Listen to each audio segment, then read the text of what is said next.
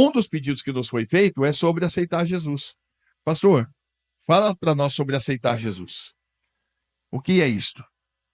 Porque esta é a pregação que está na maioria das igrejas evangélicas em todo o Brasil. E eu vou dizer para vocês já, spoiler, isso não é do Brasil, isso começou nos Estados Unidos, tá? Não tem muito tempo, menos de 100 anos tem essa pregação. E ela se espalhou. Só que ela não tem base bíblica. Então é preciso que a gente tenha clareza sobre isso. Tá? Novo nascimento, a gente tem que estar de acordo com as escrituras. Porque muitas pessoas acham que nasceram de novo porque aceitaram Jesus. Aí a linguagem, me parece, fica muito evidente. Pessoas que aceitam Jesus normalmente têm essa linguagem aqui. O dia que eu me batizei, o dia que eu me converti. Então, são coisas que a gente precisa ter clareza nas escrituras para saber exatamente onde é que nós estamos. E por que que eu falo aqui, e eu desafio qualquer um de vocês aqui me mostrar que aquele que aceitar Jesus nasceu de novo.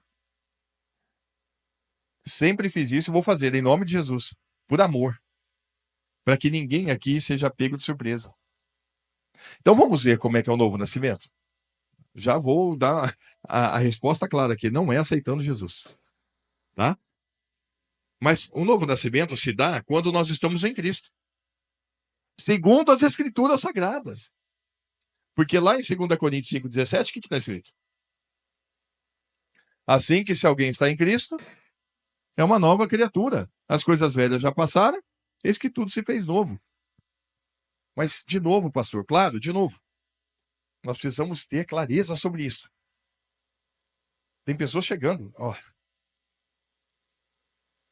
Ah, mas e nós que estamos aqui há tanto tempo? Me ajuda. Esteja em oração aí para que a pessoa que está chegando aqui agora, que Deus abra o entendimento dela.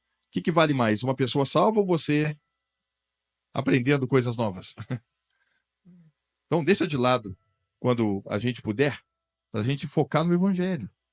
Se alguém está em Cristo, é nova criatura. Essa é a definição bíblica. Quem crer em mim, como diz a Escritura. A Escritura diz que aquele que está em Cristo nasceu de novo. Veja, não é aquele que aceitou Jesus que nasceu de novo. É aquele que está em Cristo que nasceu de novo. De acordo com Romanos capítulo 8, versículo 1, também está escrito lá. Portanto, agora, nenhuma condenação, e eu vou colocar por minha conta aqui, ó. Portanto, agora, este tem salvação, porque não há condenação sobre ele. Entende? Eu preciso raciocinar. Não há condenação para quem? Para aqueles que estão em Cristo Jesus. Então, veja, tudo está em Cristo. Se eu estou em Cristo, eu estou salvo. Se eu estou em Cristo, não há condenação para mim. Por isso que ele falou em Mateus 11, 28. O que ele falou em Mateus 11, 28? Vinde a mim.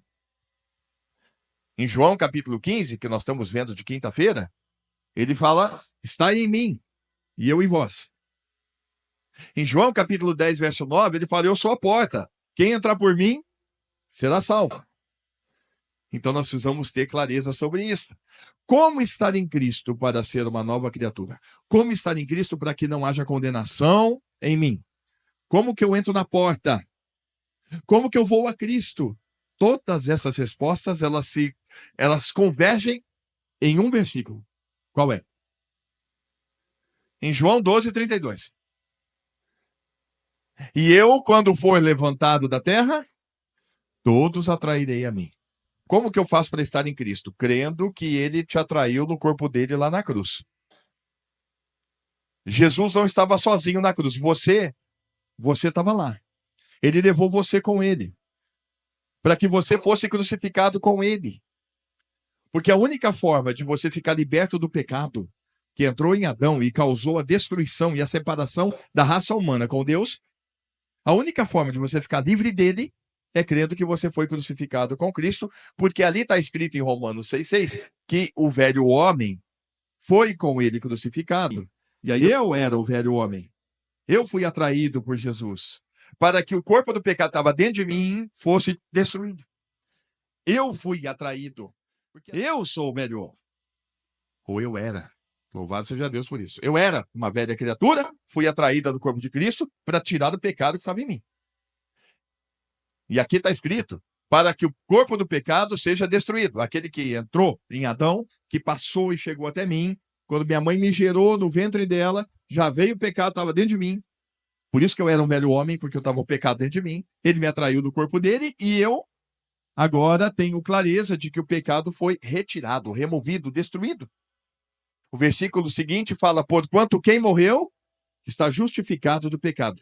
Essa palavra ela tem o sentido de libertos de uma vez por todas. Libertos de uma vez por todas. Eu tenho clareza, meus amados, como princípio. O Senhor veio nos libertar de uma vez por todas do pecado. Porque é uma questão de princípios. Se alguém que diz que nasceu de novo ainda é pecador, isso é uma coisa que, biblicamente, você não encontra base para isso. Não encontra. O que Deus fez foi mudar completamente a nossa vida. Ele atraiu todos os pecadores no corpo dele para renascer uma nova raça, que é chamada de nação santa. Nós somos chamados de santos, filhos de Deus.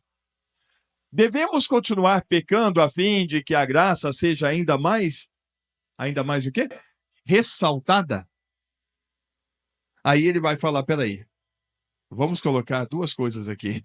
A vida no pecado e a vida para Deus, que é o verso 2. Nós que estamos mortos para o pecado, como viveríamos ainda nele? Então, uma vez que você morreu para o pecado, você foi liberto de uma vez por todas disso. Essa escravidão espiritual do pecado, você foi liberto disso.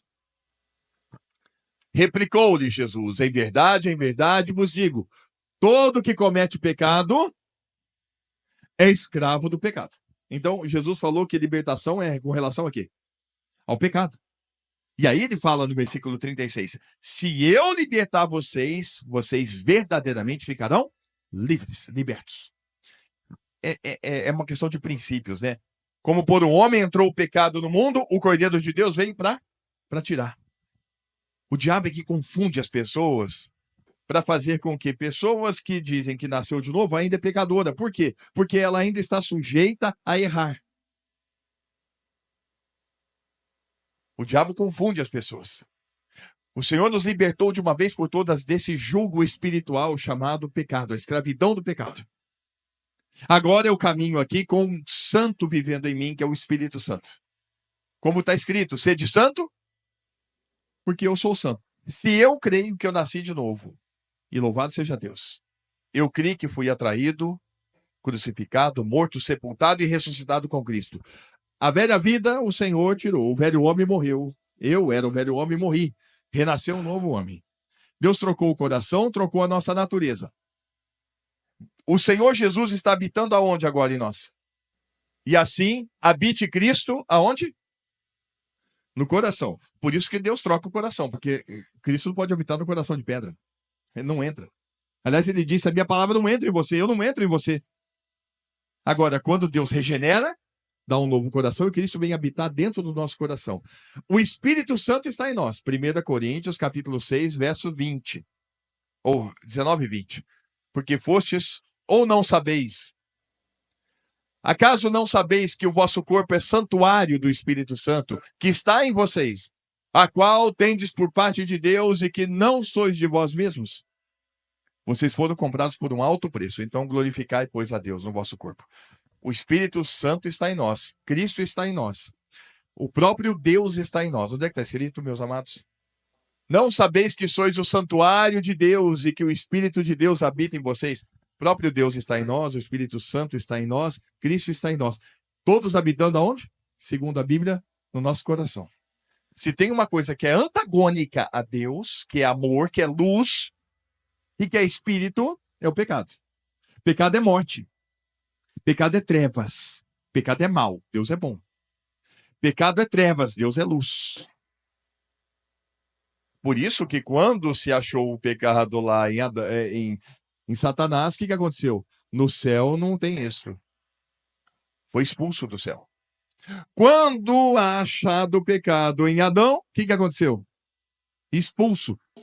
Lembra de Deus falando para Adão, não coma, porque certamente morrerás. A nossa relação acaba. Eu não tenho comunhão. Deus não pode habitar. agora nós nascemos de novo. Como é que Deus habita em nós se nós ainda dissermos que temos o pecado dentro de nós?